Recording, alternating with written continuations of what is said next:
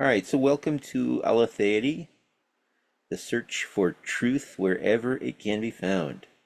This is a continuation of the series Christianity, the Parousia, and the Meaning Crisis. This is lecture talk number 4. We're going to continue listening to John Vervecchi from, this is from episode 1 of his Awakening from the Meaning Crisis. And in the next few minutes here, this is where he really starts to talk about meaning and the meaning of it. And most importantly, the 3 questions that we want to start dealing with.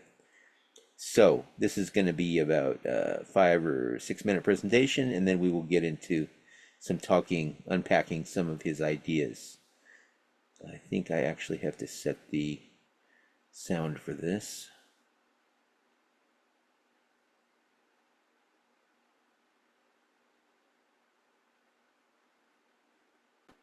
All right.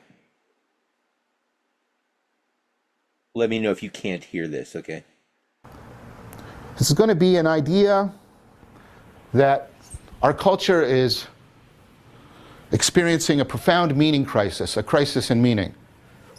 Now we're going to have to talk about what does that meaning mean.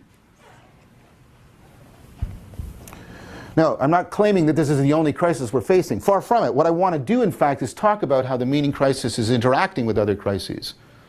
The environmental crisis, the socioeconomic crisis.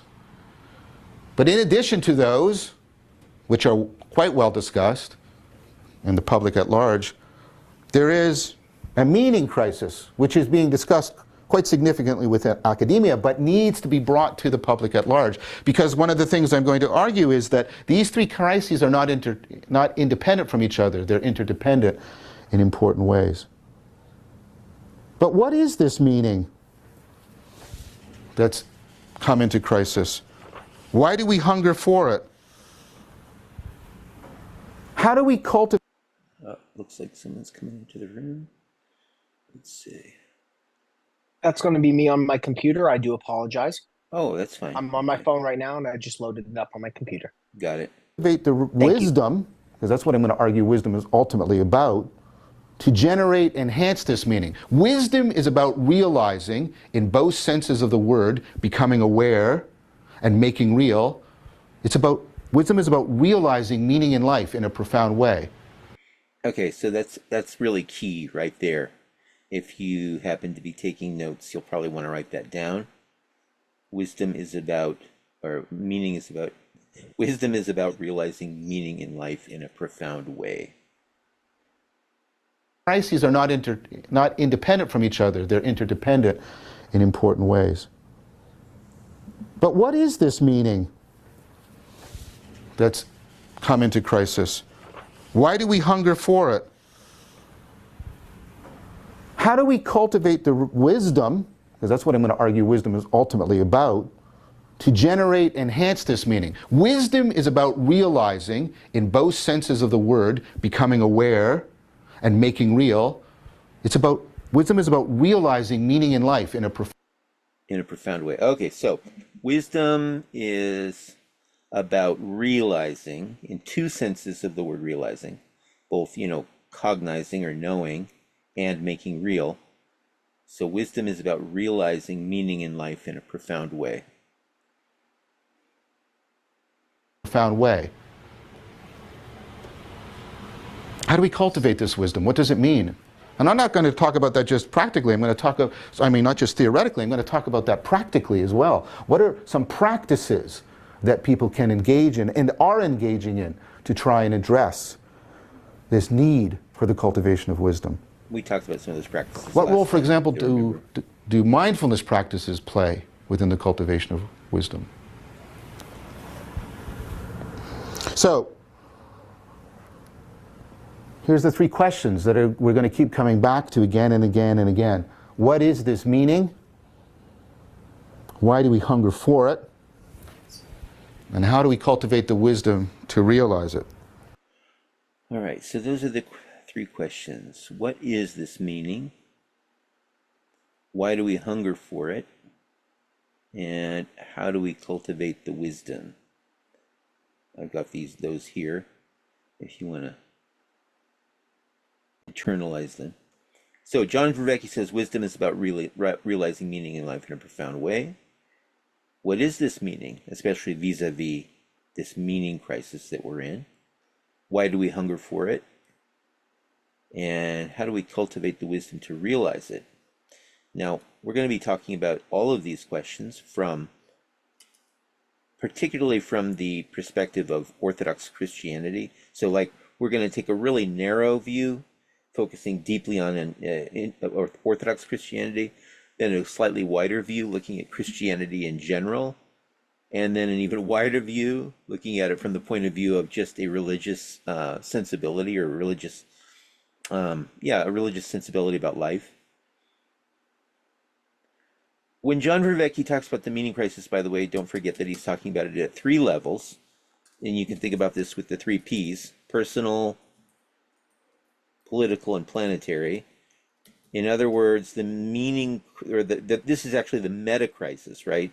The meta crisis unfolds at 3 levels, but the thing is, in public discourse, most of the people talking about this stuff nowadays are talking about the political and the planetary. You know, we all hear about the global warming all the time, and the climate crisis, and all these things that are going on with the environment. And of course, we hear all the time about politics and corruption and the presidential election and what's going on in society. But what rarely gets connected to these two is how the meta crisis is happening at the level of the personal, with things like addiction and suicide and gender confusion and all this stuff that goes on in people's minds, and how that's connected, and actually not just connected, but it is the driver for the political and planetary crisis, which is why we want to focus on the meaning crisis, because it's the meaning crisis that's going to be the key to solving together, all of us, the political and planetary crisis, starting with the personal, at the personal level. Okay, so we have to unpack this notion of meaning. What does meaning mean exactly? What are we dealing with here when we talk about meaning? I've got a little chart here.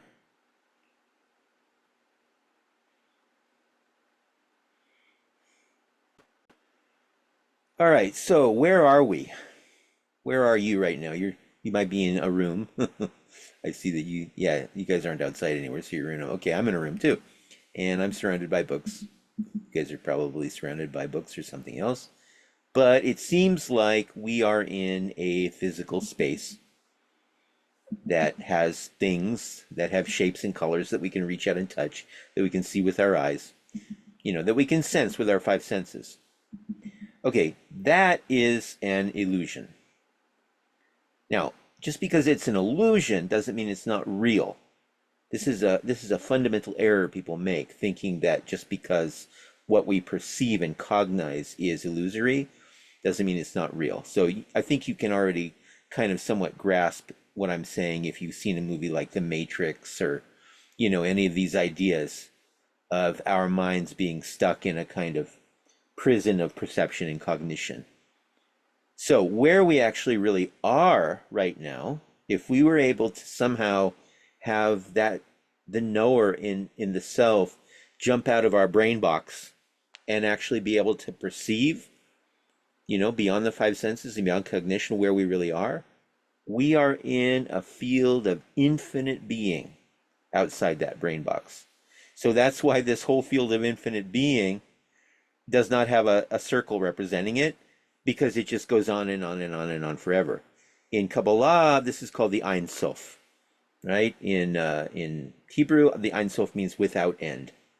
So this field of infinite being that's outside the brain box is endless. In the Gurdjieff work, it's called his endlessness. Gurdjieff had a funny word for it. But let's just call it Ein Sof, because I think you guys are more or less familiar with Hebrew terms. We can keep adding terms here. I'm going to go ... It's an endless field of being, consciousness, and the main thing for our purposes, bliss. That is joy. So there is an infinite happiness there, an infinite joy. But that joy can only come about once those first two modalities are realized and understood, the being and the consciousness. So in Sanskrit, being, consciousness, bliss is Sat Chit Ananda. So that could be another word for this field of this endless field of joy, consciousness, and bliss. However, we cannot perceive it because we're stuck in a brain box. And the only outlets for the brain box are, these two holes, these two holes, these two holes, this big hole, and our sense perception. That's the only way we can penetrate it. When we do penetrate it, we can know something about it, but certainly not everything about it. That would be inconceivable because it's infinite, and we are processing with finite minds. So a finite mind cannot process the infinite field of being. So what can it do? Well, the finite mind, its only recourse then is to only process a tiny, tiny, tiny, tiny part of it. An almost infinitesimally small part of the infinite field of being, consciousness, and bliss is actually perceived by you and I. But even that tiny, tiny, tiny part, because it's tiny relative to our tiny selves, is a lot. It's everything, right? It's everything we are. So you should understand that this field of infinite bliss outside the brain is infinite, and it will never be perceived by a mortal created mind. But there is a part of it that can be perceived because God created us in his image and likeness. And one of the things that means being created in the image and likeness of God is that we can perceive or get an inkling of a little bit of what eternity and infinity is about. I mean, we're not going to be able to grasp it with our minds, but, a dog can't do it. An ostrich can't do it. So a human can at least have an inkling of eternity and infinity, unlike an animal. But a human will never be able to grasp the infinity itself as God can. So there's almost like three levels of cognition there, or perception, right? The divine, the human, and the animal. And the human is a bridge, by the way, between the created world of animals and still life like rocks and mountains and subatomic particles and molecules and planets. We're the bridge between the created world and God. We're like a created creation. We'll talk about that more. Oh, Gene Brady. Do anybody know Gene Brady, Justinian? That might be Silouan, right? Silouan. Yeah, Silouan. Nice. Okay, any questions while we're getting Silouan in there so far? Everything you're saying makes sense so far. Uh, were you able to, I'm asking Levi now, were you able to look at any of that material from B'nai Baruch, the School of Kabbalah that I'd recommended? I wasn't able to. I've got on Copy Connect, but I wasn't able to connect with B'nai Baruch.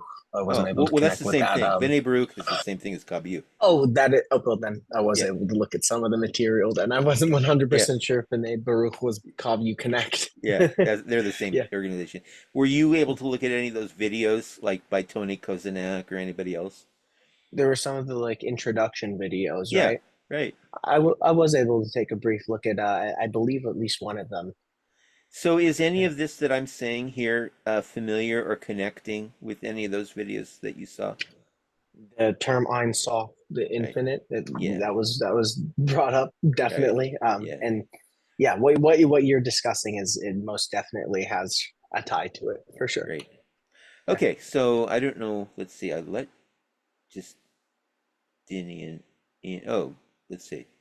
Looks like he's still joining. All right, well, when he comes on, I guess he'll say something. So anyway, the part of infinity and eternity that we can uh, process with our minds and souls, with our divinely created minds and souls, or I should say our minds and souls that reflect and mirror the divine being, that is in this circle right here. So this is a circle, right? A circle is a limited field of space. And so there is a part of the Ein Sof that can be consciously knowable. And even though it's an almost infinitesimally tiny part, again, relative to the size and kind of stature of our capacity, it seems actually infinite to us. And this actually, by the way, this circle keeps growing forever and ever and ever and ever. So the circle of the consciously knowable is not static. God created us to be creatures in a state of epektasis, right? That's St. Gregory of Nyssa's word for infinite and eternal development. That's what we're here to do. So when we get to heaven, to use an old time expression, get to heaven, we will not just be sitting around on clouds playing harps. We are going to be doing what's called epiktasis. And epiktasis is perpetual evolution and increase of being, consciousness, and bliss. Okay, so maybe you should see this circle not so much as a circle, but as a spiral that continues to spiral out, such that it is our destiny. It is our unavoidable destiny, just by virtue of being who we are as human beings, creating the image and likeness of God, that we become more and more present, more and more conscious, more and more joyful and blissful through epiktasis. Clearly, we are not at that state now because we're in what's called a fallen state. That fallen state, who knows how long it's been, as some people in evolution say it's been a couple million years that we've been humans with a godlike brain or a godlike mind. Others say it's shorter. Doesn't matter, because on the scale of things, if you think that, for example, the universe was created 14 billion years ago, if you took that scale of 14 billion years ago, that means the creation of humans would have happened in the last like four seconds of time. Not of 14 billion years, but I think it was like if you take a whole year, if you collapse those 14.5 billion years into a scale of a year, we would have been created in the last 4 seconds. I think that's the number. Anyway, it's very, very tiny. So in any way, that in any event, that creation of the human being is just the very, very beginning.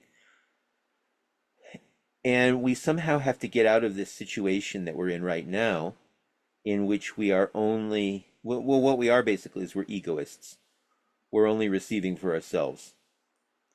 And our divine destiny is to achieve what in the Orthodox Church is called theosis. There's another $10 word for you that you might want to know in Orthodoxy. Okay, epiktasis is a Greek word. Epiktasis means forever developing, and theosis means becoming godlike according to grace. The divine energy, we become imbued with the divine energies, and we become more and more and more like God. I just want to say hello to, I think, Silouan. Maybe can you hear me? Just to do a sound check, Silouan. Still not on. Okay. So, theosis in Kabbalah. Let's give you two definitions for theosis. Justinian. You mentioned theosis as becoming godlike through grace. I was wondering if you could kind of juxtapose your conception of grace with Vivek's idea of wisdom being meaning, hold on, I'm just checking my notes how I wrote it down. So meaning or wisdom is realizing the meaning or something. Yeah. How can we get to theosis through a modality of wisdom, through intellectual knowledge, or what is the phenomenon that is creating that process and elevating us to a state of theosis? So yes, we can get to it through intellectual knowledge, but not intellectual in the way it's usually defined. because in modern culture we've forgotten what the word intellectual actually means. The word intellectual comes from the idea of the intellect, which is the nous. And when modern people use that term intellectual, they mean what's called the Dianous, or the it's the calculating mind rather than the spiritual intellect. So wisdom is spoken of in the scriptures in equivalent terms with logos. Basically, the term, you can think about logos and wisdom being interchangeable. Oh, okay. Silwan is saying my microphone doesn't work, but I can hear you. Okay, you're welcome. So, yeah, logos and wisdom are interchangeable. And here we have to really thank somebody like Dr. Ian McGilchrist, who's now reviving the study of hemispheric research, looking at the way that the left brain and the right brain operate differently and yet complementarily. So Sophia, or wisdom, is basically a function of the right hemisphere. It is, and I don't want to get too deep into this territory of hemispheric cognition, but basically it's doing this broad view holistic creative perception, whereas logos is a very specific, definitive perception. So the brief answer is yes, it is possible to get there, as long as we are very cognizant that some of these terms have to be tweaked because of the fact that we've lost so much meaning in the last 300 or 400 years philosophically, because philosophy and science have been given over to a materialistic metaphysics. And all of this stuff that we're talking about is rooted in a metaphysics in which the basic substance of reality is consciousness, not matter. Matter, space-time and matter are basically a doomed prospect anyway, but yeah, metaphysically, we're looking at the basic ground of all being the Ein Sof, or God, being this infinite field of being. Okay, so back to our circles here. Infinite being is not knowable by the mind of man except within a certain sphere, which is eternally progressing and eternally going to become wider and wider and wider. But it's still always going to be finite. But still, it will reach proportions of being, consciousness, and bliss that we can't even imagine. So, in 5 million, 10 million, 10 billion years, what a human being is going to be in terms of being, consciousness, and bliss will be so unrecognizable that it'll look our current state as human beings to be like maggots, which is why maybe David the psalmist in the psalm says to God in Psalm 22, I am a worm but not a man. I think that's a very good kind of prophecy about where we're headed, because I think in several million years, when we look back at who we were in this very nascent, worm-like state, we will think, man, that was just the beginning. But nevertheless, it doesn't matter. Even if it's after 13 billion, 13 trillion years, and we've become, just again, unrecognizable, it's still not going to be infinity. We're still not going to be God. We will always infinitely be becoming God. This is the critical ontological difference between God and human beings. Okay? Human beings are made in the image and likeness of God, so we are infinitely becoming God, but never finishing the process, because that process is epictasis, okay? Epictasis is the notion we are continually and forever becoming God, but God already just is God. Why is this all happening, by the way? Well, in Kabbalah we have a saying, God has one will, and that is the will to bestow. So God is just a giver. God gives and bestows, and the main thing God wants to give, or there's different words for it, bestowal, love, creation, giving, however you want to put it. God is the source of being from which all being comes, and what that being wants most of all is to create another being that will enjoy that creation. That's why creation is created, so that God, or the Creator, will have a creature that can enjoy his being with him forever and ever and ever.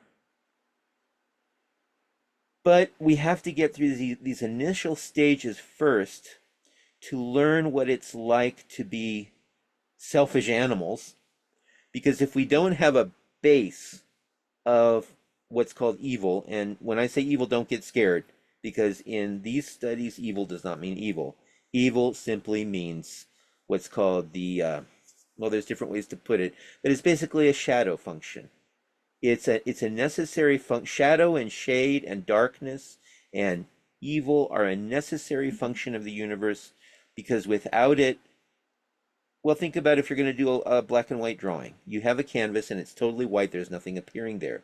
If you want an image to appear on the canvas, you have to start drawing the shade, right? You have to start throwing shade, putting the charcoal marks in, and the more darkness you put in that picture, the more some kind of image appears. And you'll find this everywhere. Nothing can appear in reality without that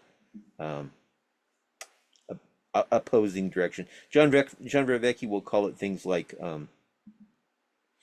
opponent processing. It's creative dichotomy, creative duality. There's lots of ways to put it. So that evil is kind of embedded into the universe, not so that it will finally overtake everything. And we spoke about this last time, just in yesterday, or day before yesterday, when you and I and Christian met. We talked about how St. George could never be St. George without the dragon, right?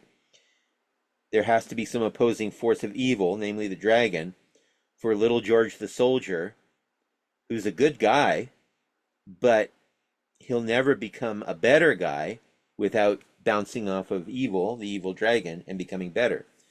So if you want a short phrase to recall why evil was created so that the good can become better. The good cannot become better without evil, because it has nothing to oppose. If you think of any great hero or saint from history, these people are always, the good that we recognize them to be is a good that was only manifested in opposition to some evil, either because they fought and struggled with the evil within themselves or with some outside force. Usually when we talk about a hero is someone who becomes good because they are facing an outside force. A saint is someone who's become good because they're facing their own inner demons and struggles. Okay, so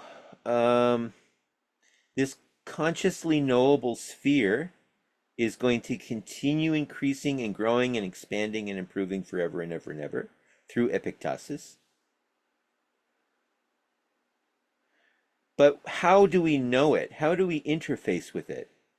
Well, we have to go through this layer here. The interface between our mind, which is in here, let's put just mind at the center. The interface between the mind and the infinite field of being, the Ein Sof, there's about 3 or 4 layers of what's called representation. Let's put representation here as a term, because this is going to be important now in these layers of how we interface with being. Okay, so being cannot just be known. That's why we say God is invisible. God cannot be seen, right? No man can see God and live. There's all kinds of scripture that shows that the Ein Sof, the being consciousness bliss, is imperceivable. However, it can be maybe not perceived directly, but it can be limbed or adumbrated or hinted at, slightly known. I don't know, there's a lot of different vocabulary words that we could use to say kind of known in an oblique way, right? God can't be known directly because only Moses saw God face to face, whatever that means. We can't know God face to face. We can know God directly or indirectly, obliquely, through representation.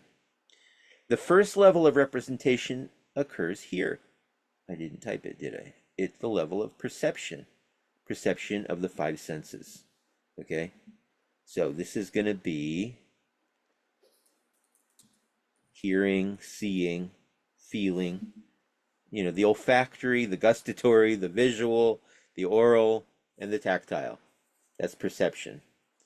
But if you know anything about the science of perception, you know that even perception does not take a direct course. For example, let's just take seeing. There is probably about, I don't know, at least a dozen paths going from the photons that are actually hitting the lens of your eye. So it has to go through the lens and then the retina. Oh, you know who might know about this? I'm sure that Levi knows about this because he works in the optical industry. So Levi, right? Can you tell us how many layers a photon has to go through before it hits the brain pan and then gets processed by the mind? Were you taught that in your education? Definitely not taught that in my education, but I definitely would assume that it is many, many, many, many, many. Yeah. So it has to go through the eye and then through some neurons in the brain before it ever gets to the point where you're actually cognizing what you see. But even when it gets to cognizing through all those filters and distortions, then what happens is your mind distorts it even more. How does the mind distort what you see?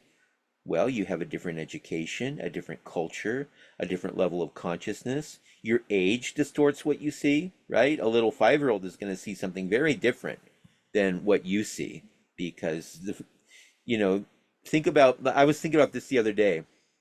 When I was born in I was raised in Southern California.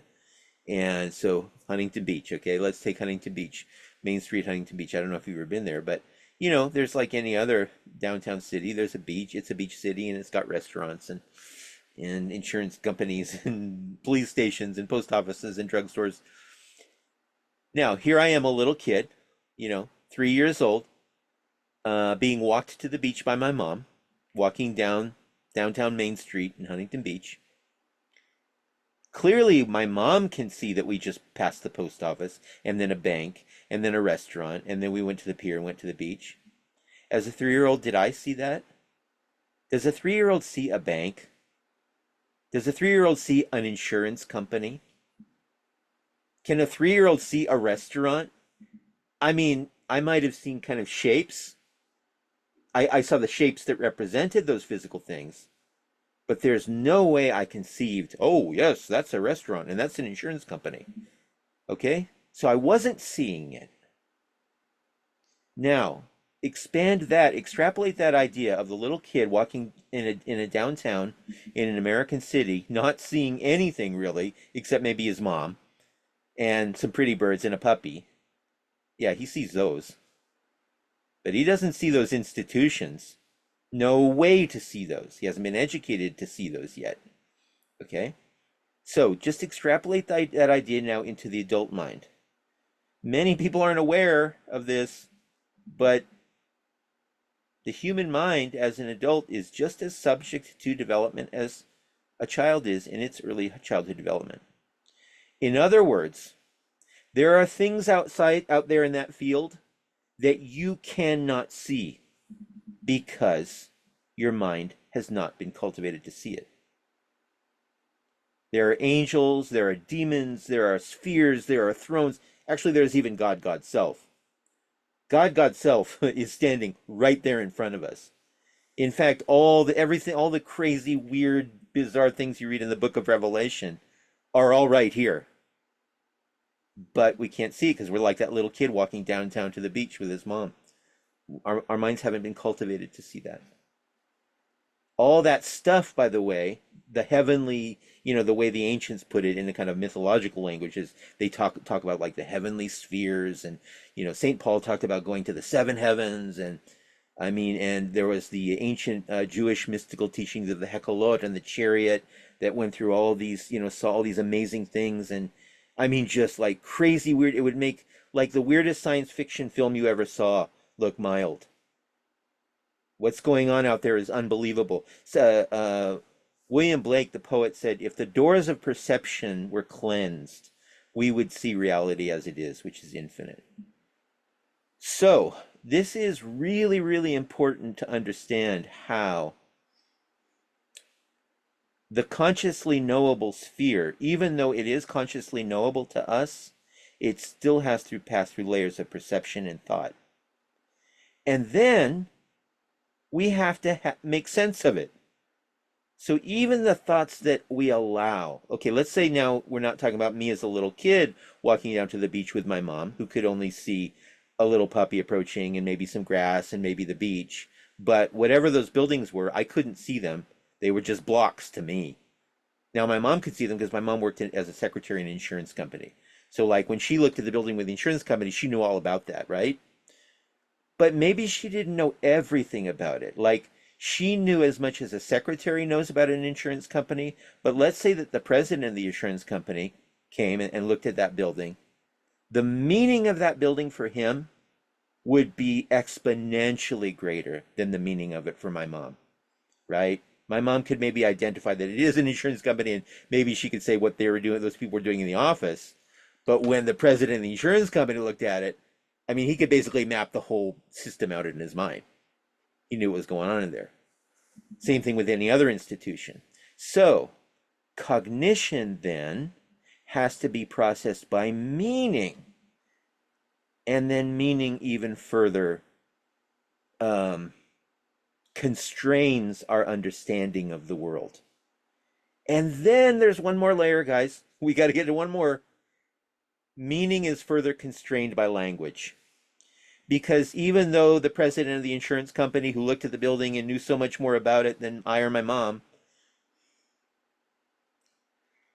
Oh, good. We've got Rahman coming.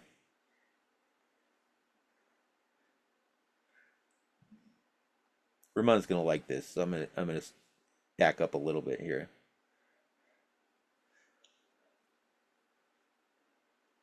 Rahman, let me know when you're on. Are you, and you're kind of going into the philosophical investigations by Wittgenstein, right? When you're talking about language. Yes, you're exactly right. Because that's what Wittgenstein said. Wittgenstein said basically that you cannot break outside this circle with language. That is, if you want to start talking about metaphysical reality, human language is just not built for that. We're not equipped to talk about God or angels or the heavenly spheres. Language is equipped to talk about, you know what? Insurance policies. Straightforward, scientific, mathematical, clear ideas. Okay? So if you want to talk insurance or banking or politics, well, even when you're getting to politics, okay, let me put it this way. There's a kind of pyramid or a hierarchy of there's a hierarchy of meaningfulness, right? I just want to do this really quick because that's a really important question about Wittgenstein. So if you think about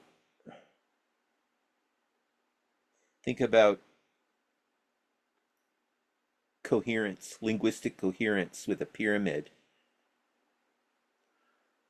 Down here at this first level, the most coherent statements human beings can make are statements about math, physics. Okay, well, let's just put math. Math is the most accessible through language. After math, when you can get up into physics with, and we've spoken about this before, I know. So math is like 99% unambiguous. There's only with modern math, of course, there are some topics in math that are like getting into that pretty queasy territory, but basically 99% of mathematical concepts are straightforward. They're not ambiguous. Physics is probably about 95%. Okay, once you start getting into the soft sciences that are less mathematical, math, physics, and chemistry are very mathematical. But once you start getting into biology and, oh my gosh, psychology and sociology, sociology and psychology are like 50-50. 50% of the concepts in sociology do not mean anything, or they mean so many different things to so many different people that it doesn't make sense to have a common conversation because nobody agrees on the terms. So what do you guys think is up here? If this is math, this is physics, this is chemistry, 50-50 ambiguity is psychology and sociology, what do you think is up here at the top? Theology. Theology, right? Like, everybody thinks they know what they're talking about to each other when they say words like God and soul and heaven and redemption and hell. And yet, how many different philosophies and religions and sects and, right? So, theology does really bad when it comes to ambiguity. Theology is basically 99% ambiguous. And by ambiguous, I mean subjective. I know a lot of like modern religious people don't like, or modern Christians, evangelicals don't like to hear that theological and religious truth are subjective. But if they were not subjective, you wouldn't need thousands upon thousands of different religions, sects, denominations. Clearly, mathematicians and physicists agree on more than theologians. There's a reason for that. Because they have a 99% disambiguity rate. Anyway, that's a good question, Justinian. Thank you. So yeah, down here at the level of language, language is the biggest constraint on knowing, right? Like if you are able to process reality and know this infinite field of being, this Ein Sof, outside the brain, we could even do percentages here. You would have a 100%. You would have a 100%. Let's call it an epistemic ratio, right? An epistemic degree of perception. But that 100%, of course, would be infinite, because that would be God's mind. The consciously knowable is only constrained to the degree that we are always becoming God, whereas God just is God. So the consciously knowable sphere has only that one little constraint on it. The fact that we will never know the whole infinite field, but that we will continue growing in knowing it through epictasis. Perception then constrains the consciously knowable even more. Now you're talking about some enormous constraints. Right? Just think of the way the infant comes into it. In the first infant, the little baby, when you came into the world, all you saw were shapes and sounds. You didn't know what they were. You couldn't see insurance companies and schools, and you couldn't even probably see Sesame Street at a certain age. All you saw were just shapes and colors. And then eventually something dawned on you. Oh, that shape is Cookie Monster. Oh, that shape is Big Bird. Okay, right? So it's like huge constraints on the mind at the level of perception and cognition. And then even more constraints are placed when you try to put that into meaning. That's why a child doesn't really learn to speak articulately. Well, face it, some people never learn to speak articulately. Some people are still learning how to speak English because meaning is a huge constraint on thought and perception. And then language is an even bigger constraint. Because even though you might know what something means, you might not be able to say it. You know? There's often situations that I get in when I know the word, I know the idea, I just can't say it. So language is an even bigger constraint. Can you specifically point out how meaning constrains our thoughts and our perceptions? Yeah, remember what the analogy I used. Okay, let's say I'm walking down the street. Let's say my dad was an insurance agent. Let's go to the bank now, because now Roman's here. He didn't hear the analogy, so I'm going to use a bank instead of insurance company. A bank is an extremely complex institution. I don't even know how bank works, to tell you the truth. I don't know how accumulated interest works. I don't know how they calculate these things. I don't know how they decide to give out loans. I don't understand much about banking, and I'm 57 years old. But imagine a bank, a corner bank down in downtown Huntington Beach, where I grew up.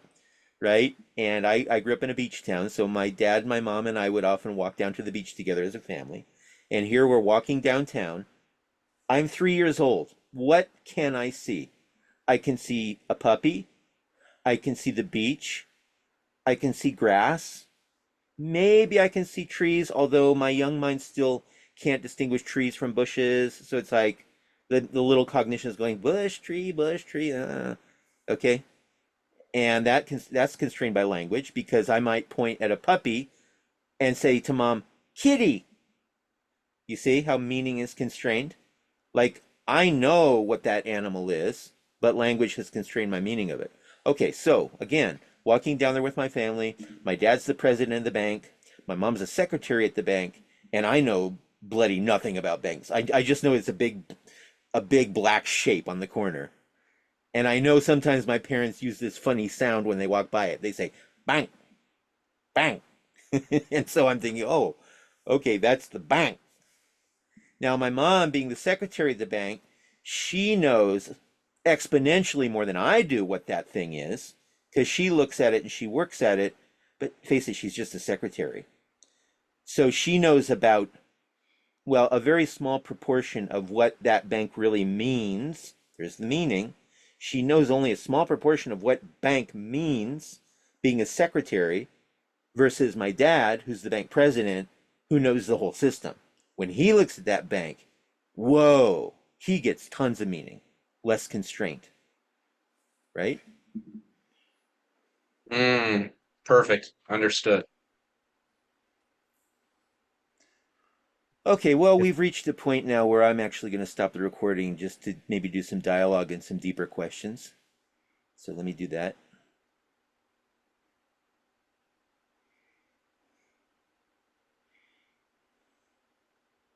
Was I recording? Yeah, I was. Okay.